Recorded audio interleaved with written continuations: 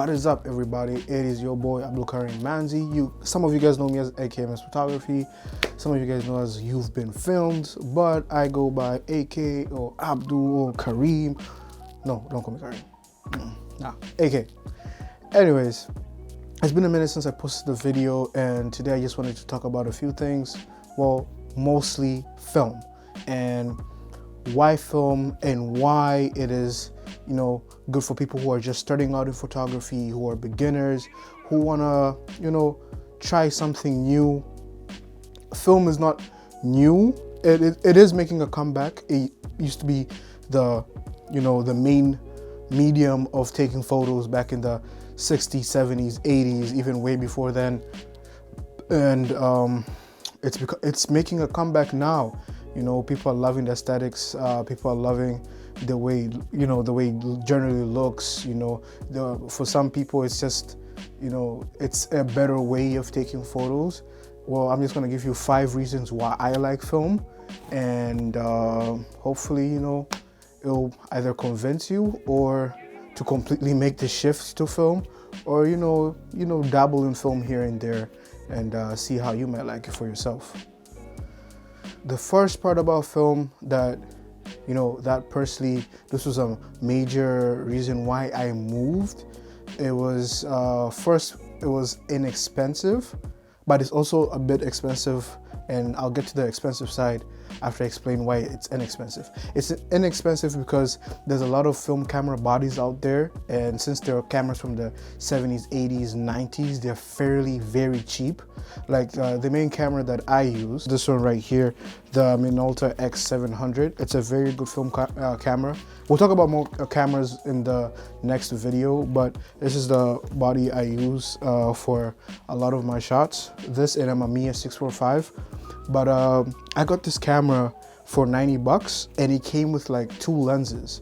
And apparently the lenses also work on a Sony body, since Sony apparently bought the company at some period in time.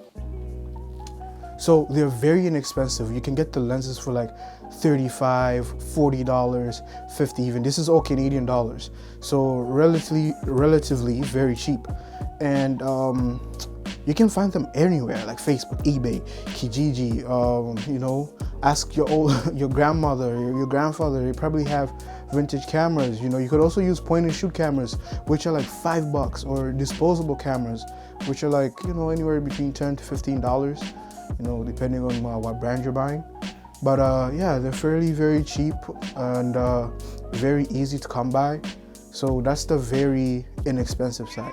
The expensive side, on the other hand, would be that buying the film. So you have to buy film in order to shoot with the camera. It's not a digital camera where you use memory cards. It uses film. Now, what is film? Film looks like this. Well, this is after you get it processed out of the camera, and this becomes the final images.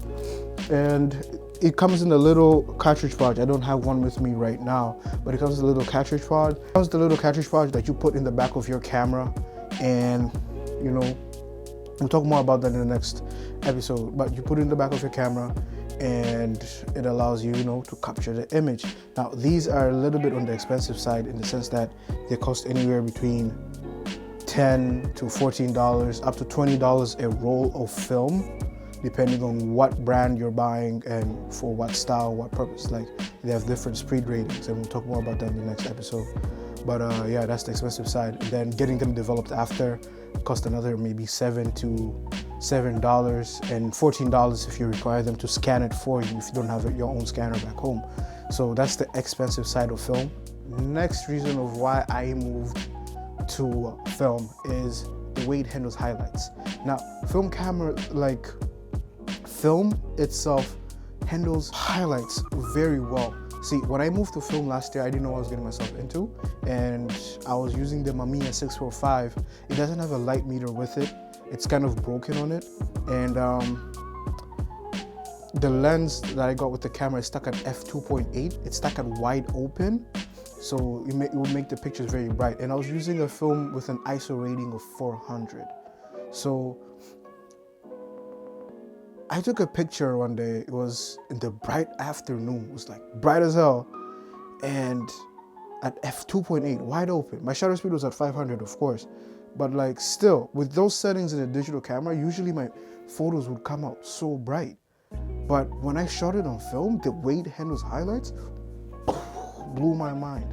At f2.8, 500, like it was crazy. It was so perfectly exposed. I liked the way the shadows came out. There was so much detail.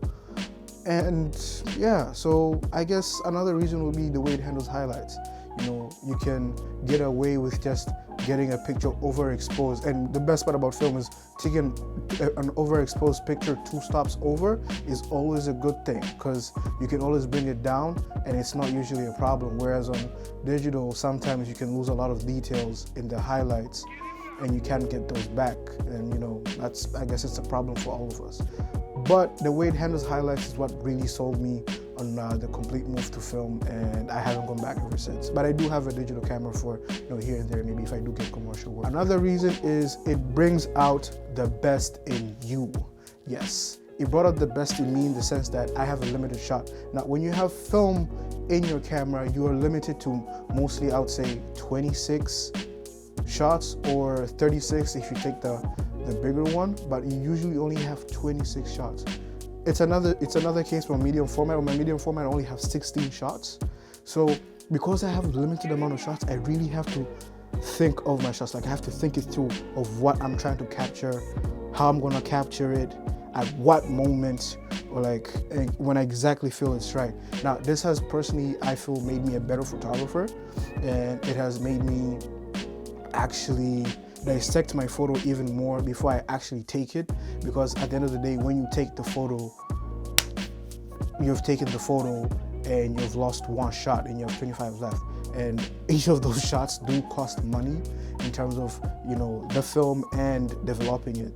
So it costs your money and time. They might take anywhere between 1 to 3 days in getting them back. You really want to be very cautious about how you take these photos, especially if you're using film to do like a proper shoot, you know, a paid shoot or something like that, or you know, something if you're doing street photography. So you have to really make sure of your shot, so you don't want to lose that moment ever again. So it makes you a better photographer in that way. Another one is I feel like you'll feel more connected to your shots. I feel like as a creator or a photographer, you could be a musician or anything. As a creator, you pour a little bit of yourself in anything that you do. It could be the way you felt. I don't have many words for it right now, but you do pour a little bit of yourself in some form of expression in the work that you do. So the thing about film is, I feel like you feel more connected to your work, in the sense that there's so many moving parts just to get that final image. You take the photo until you get your film processed, developed, and you know, you get it back to you. You completely forgot about your film. You maybe, like for personally, I have my own scanner, so I do scan my own film. I do my own cutting and, you know, scanning process. So I feel like I feel more engaged in the work, and I feel more connected to my photos, because you know, there's a lot of work going on off the photo shoot side and back in my room. So I feel way more connected. I feel like I'm actually putting work in the photos, and I feel like they personally hold more value. I don't know, I had a problem with when I was doing digital work, where if I would take a shot, I feel like it was meaningless until I printed them at some point where, you know, there was a physical copy that you could touch. If it held more weight. So it's the same thing for me in film. Even if I don't have a digital copy, you know, the process of just taking the photo, getting it processed, getting it back, scanning it and everything, I feel like I'm way more connected to it. And last but not least is aesthetic. It's just, I like the film look. I like the tones. I like the way it looks. Just, you know, like the little grain. I like the grain in there. It's just, you know, it makes it feel real, you know. It makes it feel real. Digital is nice. It's sharp, it's clean, but at some point it feels like it's too processed. Well, film look feels more like, you know, it feels like the photo is alive. I know a lot of people who have gone through Instagram have seen a lot of artists post film photos, or compared to normal photos. People like the film photos more because they just have this aesthetic and vibe to them, you know, that's really sick and really cool. And yeah, that's one of the major reasons that, you know, I decided to move to film. Yeah, check out, we'll talk about different film stocks in another video as well. But yeah, I hope these reasons are enough to convince you to like move to film. I'd like to have more film buddies. It's really awesome. I'm enjoying it, and I'd like other people to like take it up and enjoy it. The cameras are, like I said, fairly cheap. And if you guys have any questions, just ask down in the comments or shoot me a DM on Instagram or anything. Follow me on Instagram, by the way.